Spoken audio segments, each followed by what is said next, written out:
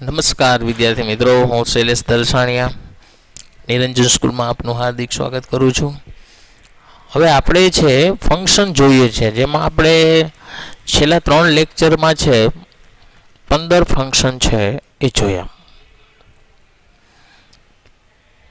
આજે આપણે 16મો ફંક્શન છે એ સમજીએ છીએ, ડિસ્ક્રાઇબિંગ પ્રોસેસ. જો તમને ફંક્શનના નામ ઉપરથી જ ખબર પડે કે ડિસ્ક્રાઇબિંગ પ્રોસેસનો મિનિંગ જ શું થાય? પ્રક્રિયા. શું થશે એનો મિનિંગ? પ્રક્રિયા.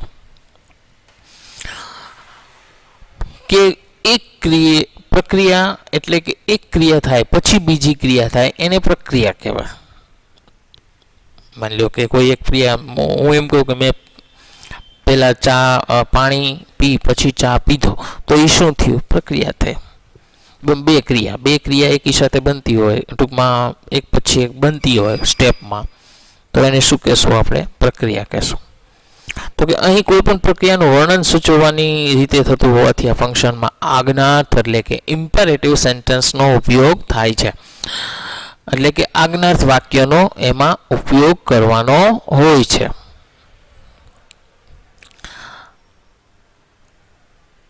આજ્ઞાર્થ વાક્યોમાં ક્રિયા દર્શાવતો શબ્દ હંમેશા વાક્યની શરૂઆતમાં હોય છે.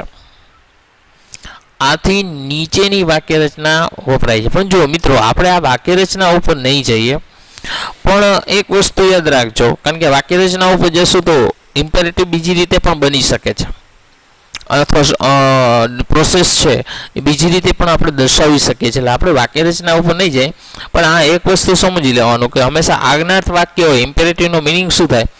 આજ્ઞાર્થ વાક્ય. કે આજ્ઞાર્થ વાક્ય છે તો એની શરૂઆત છે એ ક્રિયાપદથી થતી હોય, અથવા ડુ અથવા ડોન્ટથી થતી હોય. બરાબર? આટલું યાદ રાખવાનું. જો એના એક્ઝામ્પલ ઉપર સમજી શકીએ કે do write your answer, do write your answer in a blue ink. કે તમે તમારો જવાબ છે બ્લુ શાહી વડે લખો એમ. તો આ એક પ્રકારનું આજ્ઞા છે. તો અમે પ્રોસેસ છે કે બ્લુ પેન લેવાની છે અને પછી એનો આન્સર એટલે કે જવાબ લખવાનો છે. એટલે આ એક પ્રકારનું શું બતાવે છે? પ્રોસેસ બતાવે છે, પ્રક્રિયા બતાવે છે. એના પછી જો બીજું વાક્ય છે, કટ ધ વેજીટેબલ્સ, કે શાકભાજીને કાપો, and put them into the pan જેને કહેવાય, અને એને બાઉલ. પેન એટલે એક પ્રકારનું જે બાઉલ જે હોય એ પ્રકાર, તવો પણ કહી શકાય. પેનને બીજું મિનિંગ શું કહેવાય? તવો. And put them into the pan, અને તેને તવા ઉપર મૂકો. તો આમાં છે ને એક પ્રક્રિયા થઈ, જો પ્રોસેસ થઈ. પહેલાં એને શું કર્યું? શાકભાજીને કાપ્યા છે અને પછી એને તવા ઉપર મૂકેલા છે. તો આ એક પ્રકારનું શું બતાવે છે? પ્રક્રિયા બતાવે છે.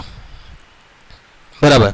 હું એમ કહું કે take a pen and write an essay, pen લો અને નિબંધ લખો. તો એમાં જો બે છે, પેન લેવાની અને પછી નિબંધ લખવાનો, તો પ્રક્રિયા બે થાય, એટલે એને પ્રોસેસ કહેવાય.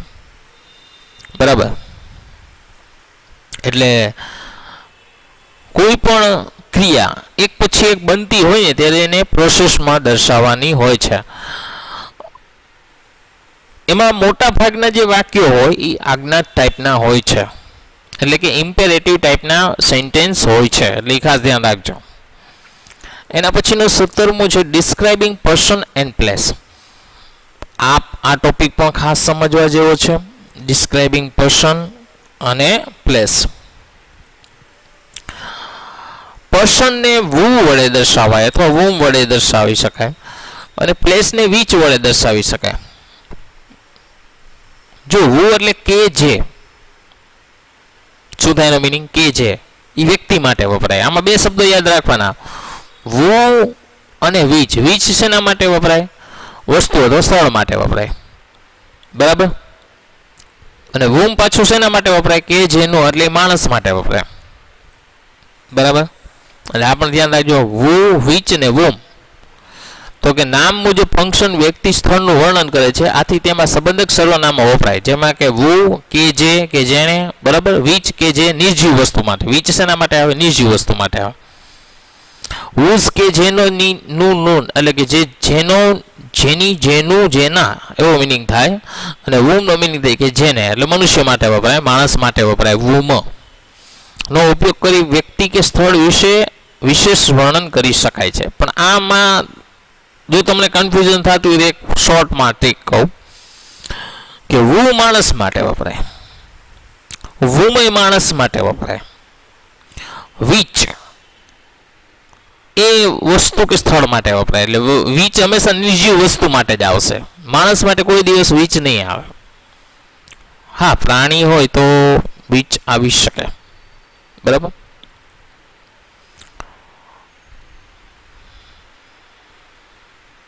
એને એક્ઝામ્પલ જો, આઈ હેવ અ ફ્રેન્ડ, મારે એક મિત્ર છે, who knows 5 લેંગ્વેજ, કે જે 5 ભાષા જાણે છે. તો જો who વડે થયો તો આમાં ડિસ્ક્રાઇબિંગ પર્સન જ આવશે, કારણ કે who કેના માટે વપરાય? વ્યક્તિ માટે વપરાય. એટલે તરત જ આપણે ખ્યાલ આવી જાય કે who છે વ્યક્તિ માટે વપરાય છે, એટલે એમાં શું આવે તો કે ડિસ્ક્રાઇબિંગ પર્સન. પછી જો, આઈ બાઉટ અ ન્યૂ ટીવી, મેં નવું ટીવી ખરીદ્યું હતું, which was made in Japan, કે જેને જાપાનમાં બનાવવામાં આવ્યું હતું. તો વિચ છે, વિચ કેના માટે આવે તો જો which was in Japan, Japan એક સ્થળ છે, તો ડિસ્ક્રાઇબિંગ પ્લેસ આવશે.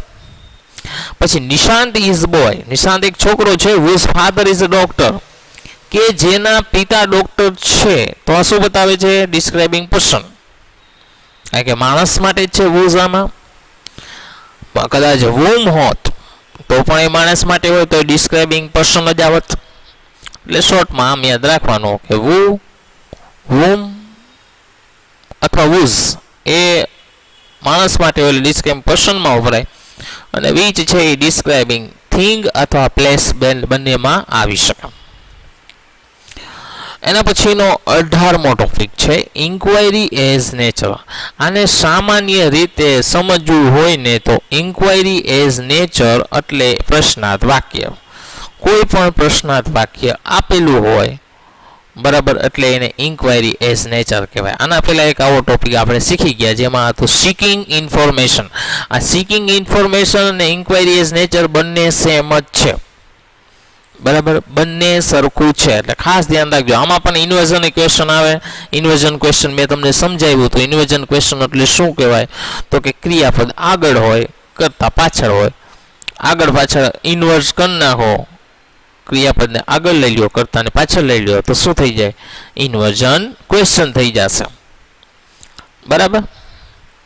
એટલે એ પણ ખાસ ધ્યાન રાખજો, બરાબર. બાકી તો when, where, who, why, whom, whose, how એના વડે આપણે પ્રશ્નો પૂછતા જ હોય તો એ બધા ઇન્ક્વાયરી એઝ નેચરમાં આવે, સીકિંગ ઇન્ફોર્મેશનમાં આવે. બે સેમ જ છે પણ બે ઓપ્શન એકી સાથે નહીં હોય.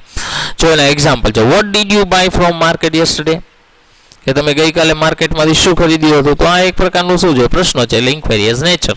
Do you sell electronic shower here, શું તમે ઇલેક્ટ્રોનિક શાવર છે અહીંયા વેચો છો? તો ડુ વડે છે, જો એમાં ડુ આગળ છે, આ ઇન્વર્ઝન ક્વેશ્ચન છે પણ આવે તો ઇન્ક્વાયરી એઝ નેચરમાં જ. વેર two Por water in this cooler, કે આ કુલરમાં છે પાણી ક્યાં પડશે? તો કે વેર વડે પ્રશ્ન છે તો આપણે શું આવશે? Inquiry as nature. કોઈ પણ પ્રશ્નાર્થ વાક્ય છે સમજી લેવાનું ટૂંકમાં. પ્રશ્નાર્થ વાક્ય હોય તો ઇન્ક્વાયરી એઝ નેચર હોય અથવા તો સીકિંગ ઇન્ફોર્મેશન હોય. બેમાંથી એક ઓપ્શન જ આપ્યો હોય છે, બરાબર, એમ સમજી લેવાનું શોર્ટમાં. 19મો અને છેલ્લો ટોપિક, ટોકિંગ અબાઉટ ટાઈમ.